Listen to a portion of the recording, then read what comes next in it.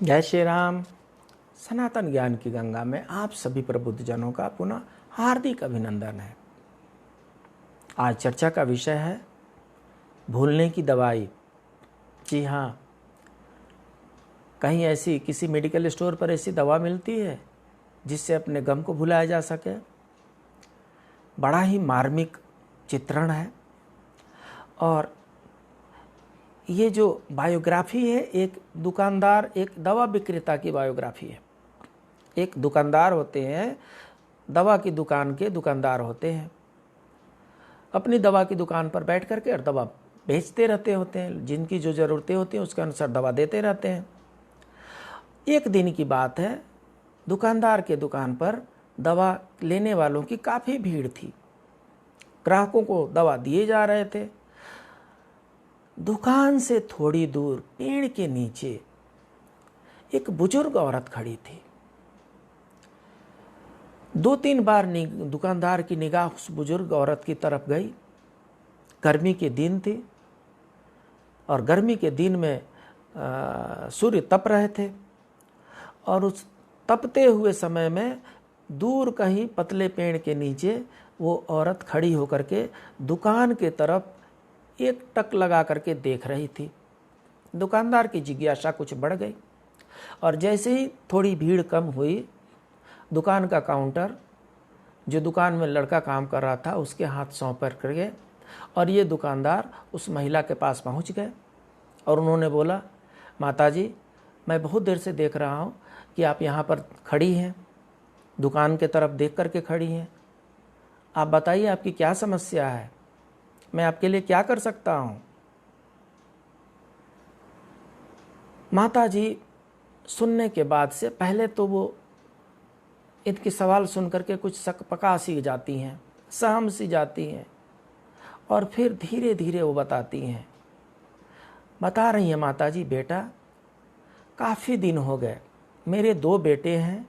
दोनों बेटे परिवार के साथ शहर में, दूर शहर में रहते हैं। प्रत्येक वर्ष गर्मी की छुट्टियों में मेरे बेटे अपने बच्चों और पत्नियों को लेकर के घर पे आते हैं मुझसे मिलने के लिए और महीने दिन तक हम आनंद में रहते हैं और बाकी 11 महीने मैं उस 12वें महीने का इंतज़ार करती रहती हूँ। इस वर्ष गर्मियों की छुट्टी में मेरे बेटे और बहू बच्चों के साथ किसी पहाड़ी स्टेशन पर घूमने जा रहे हैं। वे घर नहीं आ रहे हैं और ये समाचार मुझे कल शाम में मिला है और जब से ये मुझे समाचार मिला है तब से मेरे अंदर में बहुत सी घबराहट बढ़ गई है। मैं समझ नहीं पा रही हूँ कि मैं क्या करूँ, क्या ना करूँ। मैं सोच रही थी कि जब दवाई की दुकान पे भीड़ कम होगी तो मैं आपके पास से आकर के और आपसे मैं दवा मांग लूँगी।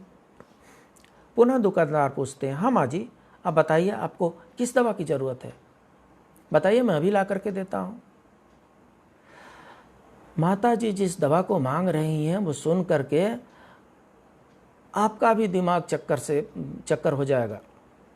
माता जी कह रही हैं, बेटा कोई बच्चों की दवाई है क्या, बच्चों को भूलने की दवाई है क्या। माता जी के बच्चे इस बार नहीं आ रहे हैं और उनकी याद उनको बहुत सता रही है और इसलिए माता जी दुकानदार से पूछती हैं कि बच्चों को भूलने की कोई दवाई है क्या,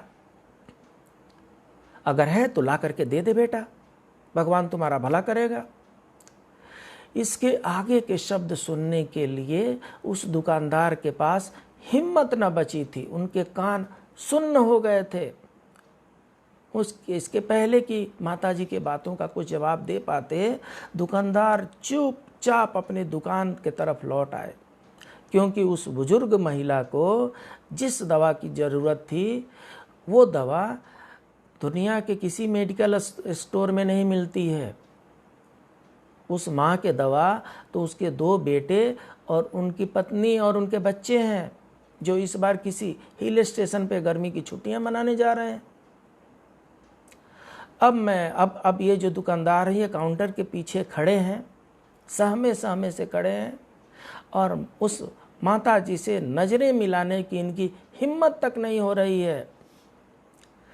भरी दुकान में ये दुकानदार अपने आप को असहाय महसूस कर रहे हैं।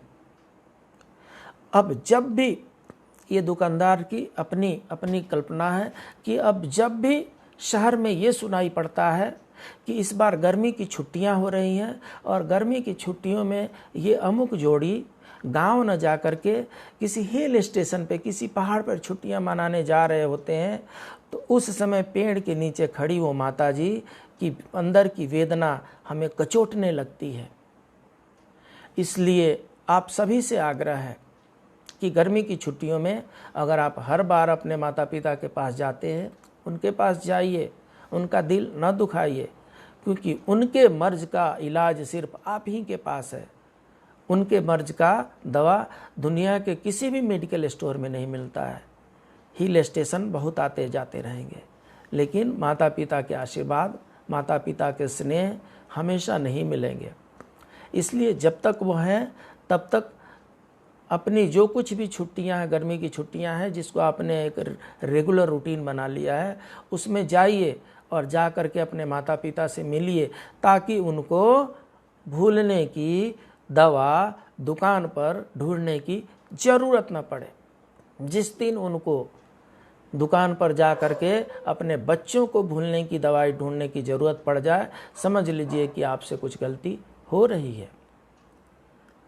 जब भी कोई गर्मी की छुट्टियों में इस प्रकार की बात करे, उसको मोटिवेट कीजिए उसके घर पर जाने के लिए, उसके परिवार में जाने के लिए, उसके संबंधों में जाने के लिए, और पारिवारिक रिश्तों को बनाए रखें, जीवित रखें। इसी में हम सबका सुख निहित है। फिर मिलते हैं, तब तक के लिए जय श्री राम।